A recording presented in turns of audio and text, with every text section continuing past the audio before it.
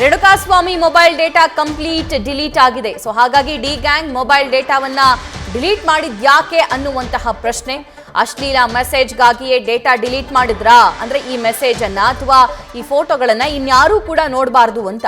ಇನ್ನು ಮೆಸೇಜ್ ಬಿಟ್ಟು ಬೇರೆ ಏನಾದರೂ ಕಾರಣವಿತ್ತ ಅನ್ನೋದ್ರ ಬಗ್ಗೆ ತನಿಖೆ ಆಗಬೇಕಾಗಿದೆ. ಈ ಹಿನ್ನೆಲೆ ರೇಣುಕಾಸ್ವಾಮಿ ಹೆಸರಲ್ಲಿ ಹೊಸ ಸಿಮ್ ಕಾರ್ಡ್ ಖರೀದಿಗೆ ಪೊಲೀಸರು ಪ್ಲಾನ್ ಮಾಡಿಕೊಂಡಿದ್ದಾರೆ. ಸೊ ನೆನ್ನೆನೇ ಈ ಬಗ್ಗೆ ಎಲ್ಲ ಸಿದ್ಧತೆಯನ್ನ ಮಾಡಿಕೊಂಡ್ರು. ಈ ಬಗ್ಗೆ ಕೋರ್ಟ್ಗೆ ಅರ್ಜಿಯನ್ನ ಪೊಲೀಸರು ಸಲ್ಲಿಕೆ ಮಾಡಿದ್ದಾರಂತೆ. ಇನ್ನು ಸರ್ವಿಸ್ ಪ್ರೊವೈಡರ್ ಮೂಲಕ ಆಕ್ಸೆಸ್ ಪಡೆಯೋದಕ್ಕೆ ಆಕ್ಸೆಸ್ ಪಡೆಯೋದಕ್ಕೆ ಅರ್ಜಿಯನ್ನ ಸಲ್ಲಿಸಿದ್ದಾರೆ. ಇನ್ನು ರೇಣುಕಾಸ್ವಾಮಿಗೆ ಶಾಕ್ ಕೊಟ್ಟಿದ್ದಂತಹ ಟಾರ್ಚ್ ಬಗ್ಗೆನೂ ಕೂಡ ಮಾಹಿತಿ ಕಲೆ ಹಾಕೋ ಕೆಲಸ ಪೊಲೀಸರು ಮಾಡ್ತಾ ಇದ್ದಾರೆ. ಆಕ್ಚುಲಿ ಆರೋಪಿಗಳು ಇದರ ಬಗ್ಗೆ ಮಾಹಿತಿಯನ್ನ ಕೊಡ್ತಾ ಇರಲಿಲ್ಲ. ಆ ಟಾರ್ಚ್ ಎಲ್ಲಿತ್ತು ಅನ್ನೋದ್ರ ಬಗ್ಗೆ ಸಾಕಷ್ಟು ಪ್ರಶ್ನೆಗಳನ್ನ ಮಾಡಲಾಗ್ತಾ ಇತ್ತು. ಸ್ಥಳ ಮಹಜರು ಸಂದರ್ಭದಲ್ಲೂ ಕೂಡ ಆ ಬಗ್ಗೆ ಬಾಯ್ ಬಿಟ್ಟಿರಲಿಲ್ಲ. ಆದ್ರೆ ಈಗ ಎಲೆಕ್ಟ್ರಿಕ್ ಶಾಕ್ ಟಾರ್ಚ್ ಆನ್ಲೈನ್ ನಲ್ಲಿ ಖರೀದಿಸಿರೋ ಬಗ್ಗೆ ಆರೋಪಿ ಧನರಾಜ್ ಬಾಯ್ ಬಿಟ್ಟಿದ್ದಾನಂತೆ. ಮತ್ತಷ್ಟು ಲೈವ್ ಡೀಟೇಲ್ಸ್ ನಮ್ಮ ಪ್ರತಿನಿಧಿ ಸಂದೇಶ್ ನೀಡ್ತಾ ಹೋಗ್ತಾರೆ.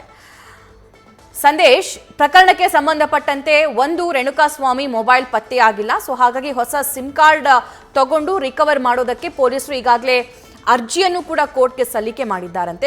ಮತ್ತೊಂದು, ಈ ರೇಣುಕಾಸ್ವಾಮಿ ದೇಹದ ಮೇಲೆ 8 ಸುಟ್ಟ ಗಾಯಗಳಿದ್ವು. ಅದರ ಜಾಡು ಹಿಡಿದು ಹೋಗಿರುವಂತಹ ಪೊಲೀಸರಿಗೆ ಈಗ ಆರೋಪಿ ಪ್ರಮುಖವಾಗಿರುವಂತಹ ಸಾಕ್ಷಿಯನ್ನ ಬಾಯ್ಬಿಟ್ಟಿದ್ದಾನಂತೆ. ಡೀಟೇಲ್ಸ್ ನೀಡ್ತಾ ಹೋಗೋದಾದ್ರೆ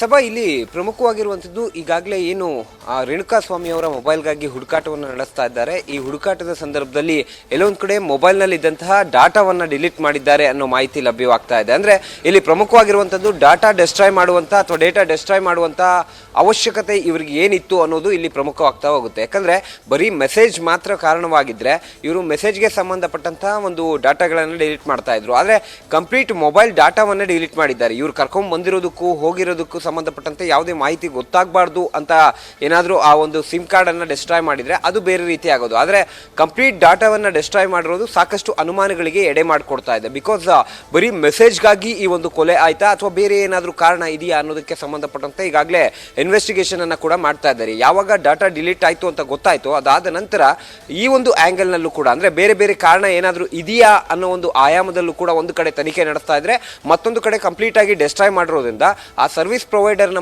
ಮುಖಾಂತರ ಆಕ್ಸೆಸ್ ಅನ್ನು ಪಡೆಯೋದಕ್ಕೆ ಅಂದರೆ ಹೊಸ ಸಿಮ್ ಅನ್ನು ಪಡೆದು ಆ ಸಿಮ್ ಕಾರ್ಡ್ನ ಮುಖಾಂತರವಾಗಿ ಡಾಟಾವನ್ನು ರಿಟ್ರೀವ್ ಮಾಡ್ಕೊಳ್ಳೋದಕ್ಕೆ ಈಗಾಗಲೇ ಎಲ್ಲ ಸಿದ್ಧತೆಯನ್ನು ಕೂಡ ಮಾಡ್ಕೊಂಡಿದ್ದಾರೆ. ಕೋರ್ಟ್ಗೂ ಕೂಡ ಈ ಕುರಿತಂತೆ ಮನವಿಯನ್ನು ಮಾಡುವಂಥ ಕೆಲಸವನ್ನು ಈಗಾಗಲೇ ಪೊಲೀಸರು ಕೂಡ ಮಾಡಿದರೆ, ಮತ್ತೊಂದು ಕಡೆ ಧನರಾಜ್ ಏನಿದ್ದಾನೆ ಅಂದರೆ ಆರೋಪಿ ಧನರಾಜ್ ಆ ಎಲೆಕ್ಟ್ರಿಕಲ್ ಶಾಕ್ ಟಾರ್ಚ್ ಏನಿದೆ ಆ ಒಂದು ಏನು ಶಾಕ್ ಟಾರ್ಚನ್ನು ಕೂಡ ಎಲ್ಲಿಂದ ಖರೀದಿ ಮಾಡಿದೆ ಅನ್ನೋದ್ರ ಬಗ್ಗೆ ಕೂಡ ಮಾಹಿತಿಯನ್ನು ಹೊರಹಾಕಿದ್ದಾನೆ. ವಿಚಾರಣೆ ಸಂದರ್ಭದಲ್ಲಿ ಆನ್ಲೈನ್ನಲ್ಲಿ ಈ ಒಂದು ಎಲೆಕ್ಟ್ರಿಕ್ ಶಾಕ್ ಟಾರ್ಚನ್ನು ನಾನು ಖರೀದಿ ಮಾಡಿದೆ ಅನ್ನೋ ಮಾಹಿತಿಯನ್ನು ಆತ ಕೊಟ್ಟಿರೋದ್ರಿಂದ ಯಾವ ಒಂದು ಆ್ಯಪ್ನ ಮುಖಾಂತರವಾಗಿ ಆ ಒಂದು ಇನ್ಸ್ಟ್ರೂಮೆಂಟನ್ನು ಖರೀದಿ ಮಾಡಿದ್ರು ಅನ್ನೋದಕ್ಕೆ ಸಂಬಂಧಪಟ್ಟಂತೆ ಈಗಾಗಲೇ ವಿಚಾರಣೆ ವೇಳೆ ಕಂಪ್ಲೀಟ್ ಆದ ಮಾಹಿತಿಯನ್ನು ಪಡೆದಿರೋದ್ರಿಂದ ಆ ಒಂದು ವಸ್ತುವನ್ನು ಎಲ್ಲಿಂದ ಖರೀದಿ ಮಾಡಿದ್ರು ಅನ್ನೋದಕ್ಕೆ ಸಂಬಂಧಪಟ್ಟಂತೆ ಮಾಹಿತಿಯನ್ನು ಮುಂದಿನ ಹಂತದಲ್ಲಿ ಪೊಲೀಸರು ಕಲೆ ಹಾಕ್ತಾರೆ. ಜೊತೆಗೆ ಈಗ ಆಕ್ಸೆಸ್ ಅನ್ನು ಪಡೆದ ನಂತರ ಏನಾದರೂ ಪ್ರಕರಣಕ್ಕೆ ಟ್ವಿಸ್ಟ್ ಸಿಗ್ಬೋದಾ ಅನ್ನೋ ಒಂದು ಆಯಾಮದಲ್ಲೂ ಕೂಡ ಪೊಲೀಸರು ತನಿಖೆಯನ್ನು ಮಾಡ್ತಾ ಇದ್ದಾರೆ. ಸಭಾ, ಸಂದೇಶ್, ರೇಣುಕಾಸ್ವಾಮಿಯನ್ನ ಮೊದಲಿಗೆ ಇವರು ಬ್ಲಾಕ್ ಮೇಲ್ ಮಾಡುವಂತ ಪ್ರಯತ್ನ ಮಾಡಿದ್ರು, ಟ್ರ್ಯಾಪ್ ಮಾಡುವಂತ ಪ್ರಯತ್ನ ಮಾಡಿದ್ರು ಅನ್ನುವಂತಹ ಆರೋಪ ಕೂಡ ಕೇಳಿ ಬರ್ತಿತ್ತು. ಇನ್ ಕೇಸ್ ಅದು ಕೂಡ ಪ್ರೂವ್ ಆಗಬಹುದು ಅನ್ನುವಂತ ನಿಟ್ಟಿನಲ್ಲಿ ಆ ಮೊಬೈಲ್ ಸಿಗದೇ ಇರೋ ತರ ಡೆಸ್ಟ್ರಾಯ್ ಮಾಡಿರಬಹುದಾ?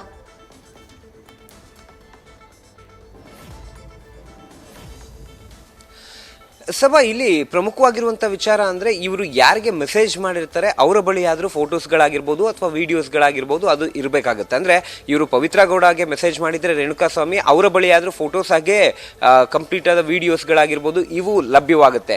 ಇಫ್ ಸಪೋಸ್ ಏನಾದರೂ ಒಂದು ವೇಳೆ ಅದು ಲಭ್ಯವಾಗದೆ ಹೋದರೆ ಅಥವಾ ಎರಡೂ ಭಾಗದಲ್ಲೂ ಕೂಡ ಲಭ್ಯವಾಗದೆ ಹೋದರೆ ಇಲ್ಲಿ ಕಾರಣ ಅದಾಗಿರೋದಿಲ್ಲ. ಅಂದರೆ ಈಗ ಪ್ರೂವ್ ಮಾಡಬೇಕು ಅಂದರೆ ಆ ವಿಚಾರಕ್ಕೆ ಸಂಬಂಧಪಟ್ಟಂತೆ ಪ್ರೂವ್ ಮಾಡಬೇಕು ಅಂದರೆ ಅಟ್ಲೀಸ್ಟ್ ಎವಿಡೆನ್ಸ್ಗಳು ಬೇಕಾಗ್ತವೆ. ಈ ನಿಟ್ಟಿನಲ್ಲಿ ರೇಣುಕಾಸ್ವಾಮಿ ಅವರ ಮೊಬೈಲ್ ಸಿಕ್ಕರೆ ಅದರ ಎವಿಡೆನ್ಸ್ ಅನ್ನು ಕಲೆಕ್ಟ್ ಮಾಡಬಹುದು. ಐದರ ಪವಿತ್ರ ಗೌಡ ಅವರ ಮೊಬೈಲ್ನಲ್ಲಾದರೂ ಆ ಎವಿಡೆನ್ಸ್ ಲಭ್ಯವಾಗಬೇಕಾಗುತ್ತೆ. ಆದರೆ ಡಾಟಾವನ್ನು ಡಿಸ್ಟ್ರಾಯ್ ಮಾಡೋದ್ರ ಹಿಂದಿನ ಉದ್ದೇಶ ಏನಿತ್ತು ಅನ್ನೋದು ಇಲ್ಲಿ ಪ್ರಮುಖವಾಗಿರುವಂಥದ್ದು. ಅಂದರೆ ಇಲ್ಲಿ ಈಗ ಸಪೋಸ್ ಏನಾದರೂ ಆ ವಿಚಾರ ಗೊತ್ತಾಗಬಾರ್ದು ಅಂದರೆ ಪವಿತ್ರ ಗೌಡ ಅವರಿಗೆ ಅಶ್ಲೀಲ ವಿಡಿಯೋ ಕಳಿಸಿದ್ದಾರೆ, ಜೊತೆಗೆ ಆ ಒಂದು ವಿಚಾರ ಕೂಡ ಹೊರಬರಬಾರ್ದು ಅನ್ನೋ ಕಾರಣಕ್ಕೆ ಅದನ್ನು ಡಿಲೀಟ್ ಮಾಡಿರುವಂಥ ಸಾಧ್ಯತೆಗಳಿರ್ತವೆ. ಆದರೆ ಇಲ್ಲಿ ಪ್ರಮುಖವಾಗಿರುವಂಥದ್ದು ಆ ರೇಣುಕಾಸ್ವಾಮಿ ಮೊಬೈಲ್ ಜೊತೆಗೆ ಈಗಾಗಲೇ ಏನು ಆರೋಪಿ ರಾಘವೇಂದ್ರ ಅವರ ಮೊಬೈಲನ್ನು ಕೂಡ ಈಗಾಗಲೇ ಎಸ್ಸಿಲಾಗಿದೆ. ಹಾಗಾಗಿ ಇಲ್ಲಿ ಬೇರೆ ಬೇರೆ ಬೇರೆ ಕಾರಣಗಳು ಕೂಡ ತನಿಖೆಯ ಸಂದರ್ಭದಲ್ಲಿ ಸಾಕಷ್ಟು ಪ್ರಕರಣಗಳಲ್ಲಿ ಬೆಳಕಿಗೆ ಬಂದಿದೆ. ಹಾಗಾಗಿ ಪವಿತ್ರ ಗೌಡ ಅವರ ಮೊಬೈಲ್ನಲ್ಲಿ ಏನೂ ಲಭ್ಯವಾಗಿಲ್ಲ. ಅಂದ್ರೆ ಪವಿತ್ರ ಗೌಡ ಅವರ ಮೊಬೈಲ್ನಲ್ಲಿ ಇಲ್ಲಿಯವರೆಗೂ ಕೂಡ ರೇಣುಕಾಸ್ವಾಮಿ ಅವರಿಗೆ ಕಳಿಸಿರೋ ಮೆಸೇಜ್ಗೆ ಸಂಬಂಧಪಟ್ಟಂತೆ 17 ಜನ ಆರೋಪಿಗಳನ್ನ ಹೊರತುಪಡಿಸಿ ರೇಣುಕಾಸ್ವಾಮಿ ಅನ್ನುವಂತಹ ವ್ಯಕ್ತಿಯನ್ನ ಬೇರೆ ಯಾರಾದ್ರೂ ಸಂಪರ್ಕ ಮಾಡೋ ಪ್ರಯತ್ನ ಮಾಡಿದ್ರಾ, ಅಥವಾ ಬೇರೆ ಯಾವ್ದಾದ್ರೂ ಫೋನ್ ಯೂಸ್ ಮಾಡಿ ಅಥವಾ ಸಿಮ್ ಕಾರ್ಡ್ ಅನ್ನ ಬಳಕೆ ಮಾಡಿ ಆ ಕೆಲಸ ಮಾಡ್ತಾ ಇದ್ರಾ ಅನ್ನುವಂತ ಶಂಕೆ.